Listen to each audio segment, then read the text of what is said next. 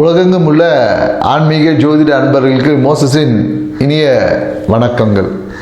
So இன்னைக்கு நம்ம பார்க்க போது பார்த்திங்கன்னா மாசி மாத பலன்கள் தான் பார்க்க போகிறோம். ஏன்னா இந்த மாசி மாதம்னாவே பார்த்திங்கன்னா ஆன்மீகத்துக்கு மிகுந்த உகந்த மாதம் சொல்லுவாங்க. ஏன்னா கடந்த தை மாதம் பார்த்திங்கன்னா கர்மங்களை நிவர்த்தி செய்யக்கூடிய ஒரு மாதமாக இருந்துக்கும். அதனால தான் தை பிறந்தா வழி பிறக்கும் சொல்லுவாங்க. ஏன்னா தை மாதம் உங்களுடைய அந்த கர்ம காரியங்கள் எல்லாத்தையும் நீங்கள் சீராக்கிட்டீங்கன்னா இந்த மாசி என்பது உங்களுக்கு நிறைய வாழ்க்கைக்கான வளர்ச்சிக்கான வாய்ப்புகளை ஏற்படுத்தி கொடுக்க ஒரு மாதமாக தான் இனி வரக்கூடிய மாதங்கள் இருக்கும் என்பதை தை பிறந்தா வழி பிறக்கும் அப்படின்னு நம்ம முன்னோர்கள் சொல்லியிருக்காங்க. ஸோ இந்த மாசி மாதத்தில் தான் பார்த்திங்கன்னா நிறைய ஆன்மீக யாத்திரை செய்வது, இல்லை புதிய அந்த மந்திர உபாசனைகள்லாம் பெறுவாங்க இல்லையா, குரு மூலிமா மந்திர உபாசனை பெறுவது, மேலும் புதிய கலைகளை கற்பது. அன்றைக்கெல்லாம் பார்த்திங்கன்னா மாசி மாதத்தில் தான் ஏதோ ஒரு கலையை கற்றுக்கணும் அப்படின்னு வச்சுங்க. கலை மியூசிக்காக இருந்தாலும் சரி, அனைத்து கலை ஆயக்கலை 64 கலைகளையும் கற்கிறதுக்கு புதிதாக கற்றுக்கொள்வதுக்கு உகந்த மாதம் பார்த்திங்கன்னா இந்த மாசி மாதம் தான். இந்த மாசி மாதத்தில் தான் பார்த்திங்கன்னா இந்த தீர்த்த நீராடல் அப்படின்னு சொல்லுவாங்க, புனித நீராடல் அப்படின்னு சொல்லுவாங்க. அந்த புண்ணிய தீர்த்த அப்படின்னு சொல்லுவாங்களே, நிறைய கோயில்களில் போகிறீங்கன்னா ஏன்னா மாசி மாதம் மகம் நட்சத்திரம் வரும்போது பார்த்திங்கன்னா நிறைய இந்த தீர்த்தவாரி அப்படின்னு சொல்லக்கூடிய நிறைய சிவாலயங்களில் போயிட்டிங்கன்னா அந்த புனித நீராடுதல் இல்லை அந்த தீர்த்தவாரின்னு சொல்லக்கூடிய நிகழ்வுகள் எல்லாமே இந்த மாசி மாதத்தில் நடக்கும். ஸோ இந்த மாசி மாதம் ஆன்மீகத்திற்கும் நம்மளுடைய வாழ்க்கையை அடுத்த பரிணாமத்துக்கு கொண்டு செல்வதற்கு உகந்த நற்பணிகளை செய்து நம்மளை மேன்மைப்படுத்திக்கக்கூடிய ஒரு சிறப்பான மாதமாக தான் இருக்குது. ஸோ இந்த மாசி மாதத்தில் 12 ராசிக்காரர்களுக்கு இந்த கிரக நகர்வுக்கு ஏற்ற மாதிரி என்னென்ன நற்பலன்கள்லாம் கிடைக்கும், எந்த விஷயத்தில் கொஞ்சம் விழிப்பாக இருக்கணும், எந்த இடத்த சரி பண்ணால் நம்ம வாழ்க்கை இன்னும் அழகாகும் அப்படின்றத நம்ம டீட்டெயிலாக பார்க்க போகிறோம்.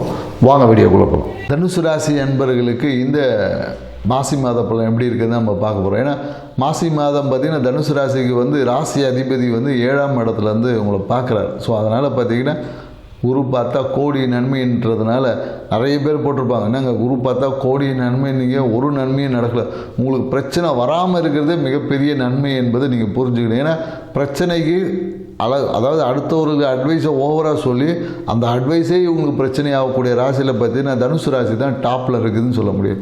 ஸோ மேலும் இந்த மாசி மாதம் பார்த்திங்கன்னா நிறைய பேருக்கு என்னென்னாக்கா தொழில் மாற்றத்துக்காக ஒரு முயற்சி செய்வாங்க. தொழில் வேலைக்காக தேடக்கூடியவங்க, வேலை மாற்றத்துக்காக தேடக்கூடியவங்க, இவங்க எல்லாமே பார்த்திங்கன்னா உங்களோட நண்பர்கள் வழியாகவே உங்களுக்கு வேலை என்பது இந்த காலகட்டத்தில் அமையும்.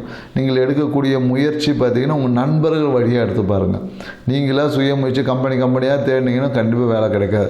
அதே உங்கள் பழைய நண்பர்கள் அவங்ககிட்ட நீங்கள் சொல்லி வச்சிங்கனாவே கண்டிப்பாக உங்களுக்கு வேலை என்பது இந்த காலகட்டத்தில் வேலை ஆல்ரெடி செஞ்சிட்டு இருக்கக்கூடிய தனுசு ராசிக்காரங்களுக்கு பார்த்திங்கன்னா இந்த காலத்தில் வேலையில் பார்த்திங்கன்னா எக்ஸ்ட்ரா வேலை கொடுத்துருவாங்க.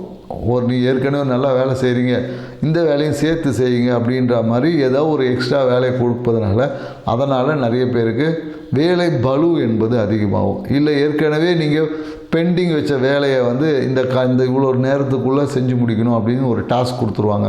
ஸோ இதனால் தனுசு ராசிக்காரங்கள் பார்த்திங்கன்னா கொஞ்சம் மன அழுத்தம் ஏற்படும். ஸோ மன அழுத்தம் ஏற்படும். மேலும் என்னென்னாக்கா மனம் பார்த்திங்கன்னா இந்த காலையில் குடும்பம் சார்ந்த விஷயத்தில் அதிகமான பொருளாதாரத்தை வளர்த்த அதிகமாக்கணும்னு சொல்லி நிறைய விஷயங்களில் ஈடுபடக்கூடிய தன்மைகளுக்கு. ஏன்னா கடந்த காலகட்டத்தில் பார்த்திங்கன்னா நம்மளோட இஷ்ட தெய்வ வழிபாடு நிறைய பேர் சில கால பூஜைகள்லாம் பண்ணிப்பாங்க. அந்த இஷ்ட தெய்வ வழிபாடை போய் பார்த்துருப்பாங்க. ஆனால் அதனால் பிரச்சனை தான் வந்திருக்குமே தவிர இவங்க ஒரு ஆசைப்பட்டு ஒரு சிவாலயங்களுக்கு போகணும்னு நினச்சிருப்பாங்க. போயிட்டு வந்த உடனே பார்த்திங்கன்னா யார் கூட போனாங்களோ அவங்க கூடவே ஒரு பிரச்சனை வந்திருக்கும். ஸோ அந்த மாதிரியெல்லாம் இந்த கடந்த காலத்தில் நடந்திருக்கும். ஸோ அது எல்லாமே இப்போ மாறி அந்த உறவே இப்போ நட்பாக மாறுவதற்கு வாய்ப்புகள். ஏன்னா பிரச்சனை நல்லது கெட்டது மாறி தான் வந்துட்டுருக்கும். புதுசாக ஒன்றும் வரப்போகிறதில்ல, சரிங்களா? ஸோ நாம் ஒரு ஆசைப்பட்டு ஒரு கோயிலுக்கு போகணும், அங்கே போய் நம்ம மன மகிழ்ச்சி கிடைக்கும்னு சொல்லி வருவோம். ஆனால் அங்கே போய் நமக்கு இருந்த மகிழ்ச்சியும் போயிருக்கும். ஸோ மீண்டும் அந்த கோயிலுக்கு போய் அந்த மன மகிழ்ச்சி பெறக்கூடிய ஒரு காலகட்டம். அதுக்கு தான் ஜோதிடம் பாருங்கன்னு சொல்லுது. ஏன்னா எந்த காலகட்டத்தில் போனால் மகிழ்ச்சி கிடைக்கும், எந்த காலகட்டத்தில் போனால் நமக்கு பிரச்சனை வரும் தெரிஞ்சு போனோன்னா அப்போ நம்ம மகிழ்ச்சி எப்பொழுதும் நம்மக்கிட்ட இருக்கும். இதை அனைத்து ராசிக்காரர்களும் கொஞ்சம் உணர்ந்துக்கணுன்றதை நம்ம சொல்ல. ஏன்னா இந்த காலகட்டத்தில் என்னென்னாக்கா தம்பியே ஒரு அழுத்தமாக இருக்கும். தேவையில்லாத விஷயத்தில் போய் இன்வால்வ் ஆகிட்டு பணத்தை கேட்டு ஒரே தொலை கொடுப்பாங்க. கொடுத்த பணம் இன்னும் திருப்பி வராது.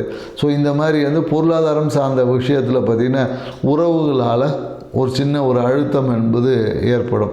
பணம் கேட்டு நிறைய பேர் தொல்லை பண்ணுவாங்க. கொடுத்தாலும் பிரச்சனை, கொடுக்கலனாலும் அது திருப்பி வராது. ஸோ இந்த மாதிரியான நெருக்கடிகள் இந்த காலகட்டத்தில் கண்டிப்பாக ஏற்படும்.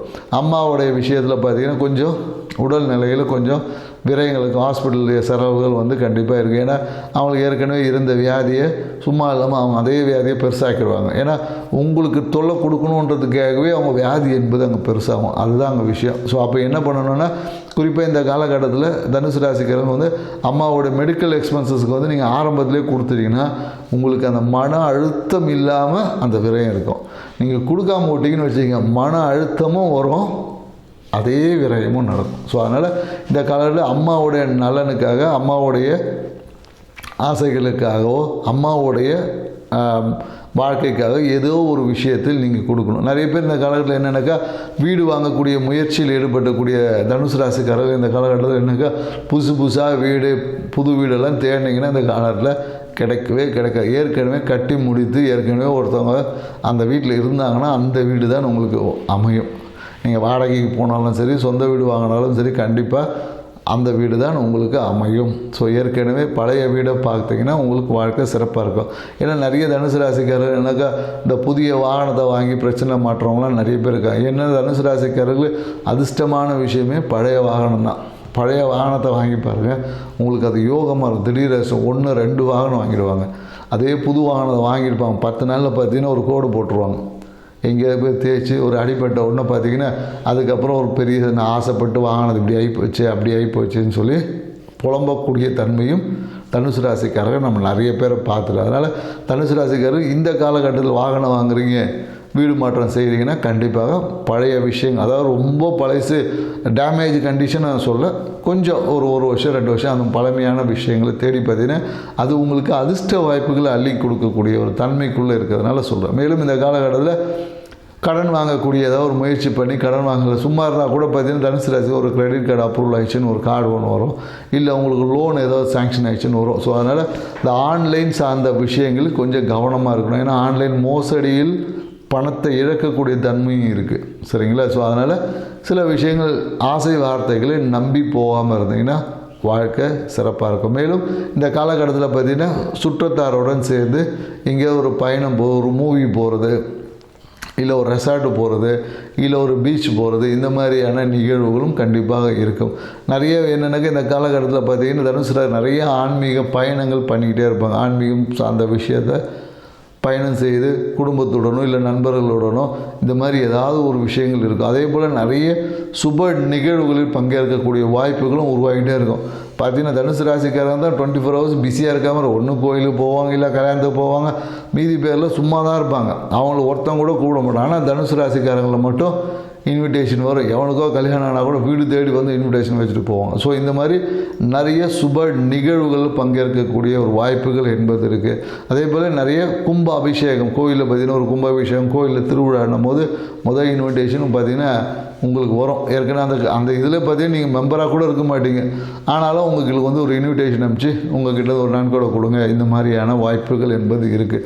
ஸோ தனுசு ராசிக்காரர்கள் எப்பொழுதும் தன் வாழ்க்கையை வளமாக்கிக்கிறோன்னா ஏதாவது ஒரு சில பொருளாதார தர்மம் சார்ந்த விஷயம், பொருளாதார தர்மங்களை செய்யும் போது உங்கள் வாழ்க்கை வளர்ந்து கொண்டே இருக்கும்.